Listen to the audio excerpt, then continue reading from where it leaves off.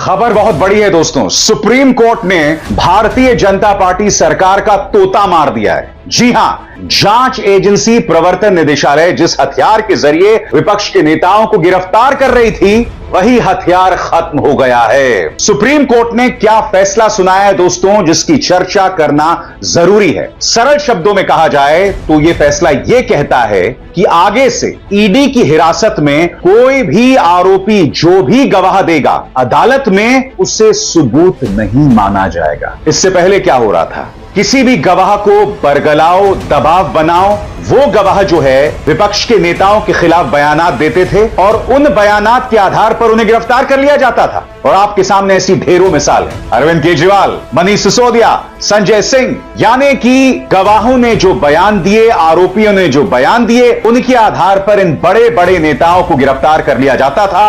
अब supreme court ने कहा है नथिंग डूइंग, क्योंकि होता क्या है दोस्तों, पीएमएलए यानी प्रिवेंशन ऑफ मनी लॉन्ड्रिंग, उसके अंतर्गत जिसे भी गिरफ्तार किया जाता था, वो व्यक्ति जो भी गवाही देता था उसी के आधार पर गिरफ्तार कर लिया जाता था। और आज मैं आपके सामने कुछ पात्र रखना चाहता हूं। आपकी स्क्रीन पर ये हैं तेलुगु देशम पार्टी के नेता माघुंटा रेड्डी और उनके बेटे राघव रेड्डी। राघव रेड्डी को 11 फरवरी 2023 को गिरफ्तार किया जाता है और फिर ये गवाहियां देते हैं। उनकी गवाहियों का यह नतीजा होता है दोस्तों कि उसी के परिणाम स्वरूप के कविता और अरविंद केजरीवाल दोनों को गिरफ्तार कर लिया जाता है। मगर दिलचस्प बात यह, जिस व्यक्ति यानी राघव रेड्डी को आरोपी बनाया था उसको रिहा कर दिया जाता है। वो आरोपियों की लिस्ट में नहीं है। आरोपियों की लिस्ट में कौन है? अरविंद केजरीवाल और के कविता। राघव रेड्डी जांच से पहले ही दोष मुक्त हो जाते हैं। सुप्रीम कोर्ट ये देख रहा था कि किस तरह से एक व्यक्ति गवाही देता है, वो खुद बच जाता है और उसके बाद किसे जेल में डाल दिया जाता है? अरविंद केजरीवाल या के कविता। और इसकी पोल खोल अरविंद केजरीवाल ने अदालत में की थी, मगर उनकी बात को अनसुना कर दिया गया था। क्या कहा था अरविंद केजरीवाल ने? आपकी स्क्रीन पर केजरीवाल ने एक अदालत में कहा था कि माघुंटा रेड्डी ने अपना बयान बदल दिया था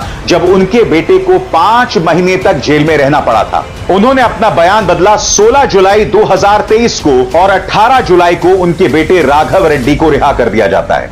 मगर बात वहां नहीं रुकती। Andhra Pradesh Ongole MP Magunta Reddy resigns from YSR Congress, और इस तारीख को देखिए 28 फरवरी 2024। यानी कि होता क्या है, बेटे को पहले गिरफ्तार कर लिया जाता है। यह दबाव लगातार माघुंटा रेड्डी पर था और उसके बाद वो माघुंटा रेड्डी जो वाईएसआर कांग्रेस में थे, वो फरवरी 2024 में वाईएसआर कांग्रेस से इस्तीफा दे देते हैं और किसमें शामिल हो जाते हैं? टीडीपी में। और टीडीपी तेलुगु देशम पार्टी जो कि सहयोगी है बीजेपी की, वहां से उन्हें टिकट मिल जाता है। तो इस पूरे खेले को समझिए दोस्तों। राघव रेड्डी को सिर्फ इसलिए गिरफ्तार नहीं किया जाता है क्योंकि उनकी गवाही के बाद अरविंद केजरीवाल और के कविता जेल जाती हैं, बल्कि राघव रेड्डी को इसलिए भी गिरफ्तार किया जाता है ताकि माघुंटा रेड्डी वाईएसआर कांग्रेस से इस्तीफा दें और भारतीय जनता पार्टी के खेमे में शामिल हो जाएं। और आप जानते हैं दोस्तों, आंध्र प्रदेश में वाईएसआर कांग्रेस सत्ता से बाहर हो गई थी और चंद्रबाबू नायडू मुख्यमंत्री बन गए। और यही नहीं, चंद्रबाबू नायडू की पार्टी को भाजपा ने राज्यसभा में तोड़ दिया था अपने पिछले कार्यकाल में। मगर बावजूद इसके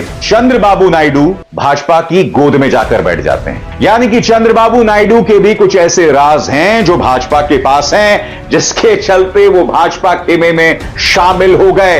यानी कि सारा खेल ब्लैकमेल का दिखाई देता है दोस्तों। दबाव बनाओ, डराओ, क्योंकि प्रक्रिया ही सजा है। आप देख सकते हैं लोग कई सालों से जेल में हैं, उनके खिलाफ चार्जशीट तक दाखिल नहीं होती है, मगर उन्हें जेल में डाल दिया जाता है। यही बात अरविंद केजरीवाल कह रहे हैं कि एक चवन्नी मेरे घर से नहीं निकली, एक पैसा नहीं, फिर भी गिरफ्तारी।